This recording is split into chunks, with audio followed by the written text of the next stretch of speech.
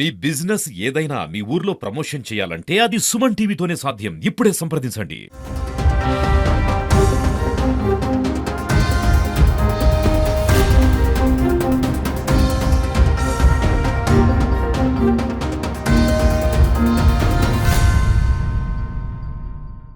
తిరుపతి జిల్లాలో ఇటీవలి కాలంలో వివిధ రకాల నేరాలు రిపీటెడ్గా చేస్తున్న వ్యక్తులపై 7 మెంబర్స్పై పీడీ యాక్ట్ పెట్టడం జరిగింది.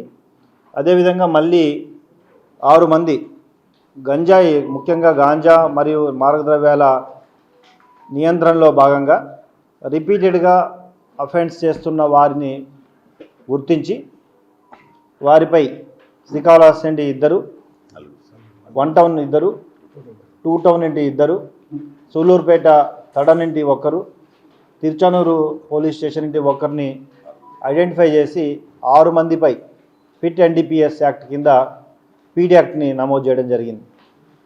ఇంకా కొంతమందిని గుర్తించి వారిపై కూడా తొందరలో పీడీ యాక్ట్ పెట్టడం జరుగుతుంది.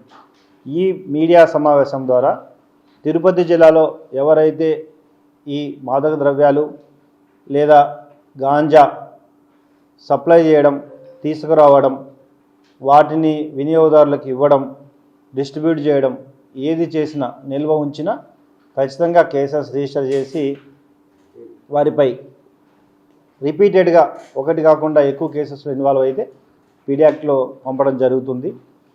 అదేవిధంగా వినియోగదారులకు కూడా హెచ్చరిస్తున్నాం. తప్పకుండా వినియోగదారులని ఫస్ట్ టైం మాత్రమే కౌన్సిలింగ్ చేయడం జరుగుతుంది. రెండోసారి వినియోగదారుడిగా దొరికితే వారిపై కూడా కేసెస్ పెట్టి ఈ మాదక ద్రవ్యాలని, గాంజాని పూర్తిగా నిర్మూలించడానికి కఠిన చర్యలు తీసుకోవడం జరుగుతుంది. ముఖ్యంగా మీడియా ద్వారా ఇటు అనవసరంగా కొంతమంది వ్యక్తులు ప్రలోభాలకి గురి చేసి గాంజాకి అలవాటు చేస్తే వారిపై కఠిన చర్యలు తీసుకొని వారి భవిష్యత్తు అంధకారంలోకి వెళ్తుంది. కాబట్టి ఇటువంటి సమాచారం ఏదైనా ఉంటే 112 కానీ లేదా టోల్ ఫ్రీ నెంబర్ కానీ లేదా పోలీస్ వారికి కానీ తెలియజేస్తే తప్పకుండా వారి వివరాలు గోప్యంగా ఉంచి చర్యలు తీసుకోవడం జరుగుతుంది. కాబట్టి తిరుపతి జిల్లాని drug free and ganja free జిల్లాగా ఏర్పాటు చేయడానికి ప్రజలు, మీడియా అందరూ సహకరించాలని కోరుకుంటున్నా. ఈ మీడియాలో, ఈ ప్రెస్ మీట్లో పీడీ యాక్ట్ నమోదు చేయడానికి ముఖ్యంగా టోటల్ ఓవరాల్గా కోఆర్డినేట్ చేసిన additional SP law and order, DSP Srikalahasti, DSP Naidupeta, inspector Sullurpeta and Tiruchanur, వీళ్ళందరికీ కూడా నేను అభినందిస్తున్నాను. Thank you.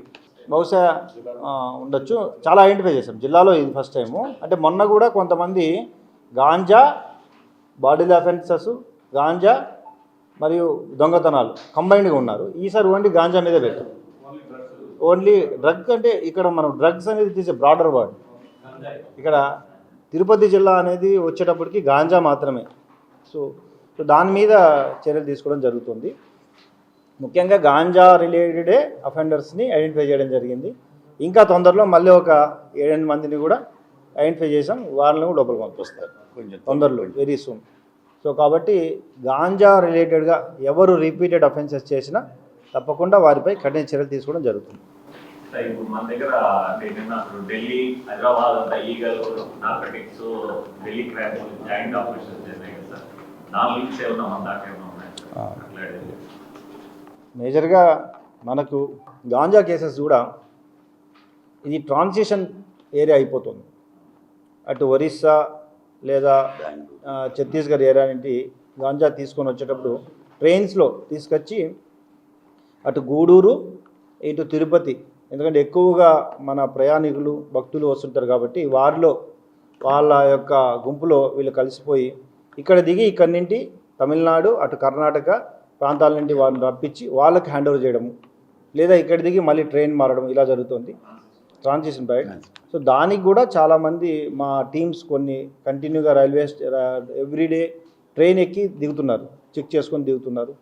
సో డాగ్స్ వాడుతున్నాము, నార్కోటిక్స్ డాగ్స్ వాడి రైల్వే స్టేషన్లో వాడుతున్నాం. ముఖ్యంగా ఈ మధ్య అరెస్ట్ చేసిన వ్యక్తులు ఎక్కువగా కేరళ, కర్ణాటక, తమిళనాడు నుండి ఉన్నారు. సో వాళ్ళని కూడా అరెస్ట్ చేసి అక్కడ పోలీస్ స్టేషన్ కూడా చెప్తున్నాం. ఈవెన్ ఇక్కడ కంటిన్యూగా ఒకవేళ అఫెన్సెస్ ఎక్కువ చేస్తే వాళ్ళని కూడా మేము పీడియాక్ పెడతాం ఇక్కడ ఖచ్చితంగా. ఈగల్ టీమ్ అంటారు. ఈగల్ టీం ఉంది కదా ఆల్రెడీ, జిల్లా ఈగల్ టీం ఒకటి ఉంది. బట్ మేము గాంజా టీం ఒకటి separate additional SP law and order ఆధ్వర్యంలో స్పెషల్ పార్టీస్ ఫామ్ చేసి ఒక ఇన్స్పెక్టర్ని ఫామ్ చేసి వాటిని కూడా చెక్ చేస్తున్నాం ఎవ్రీడే.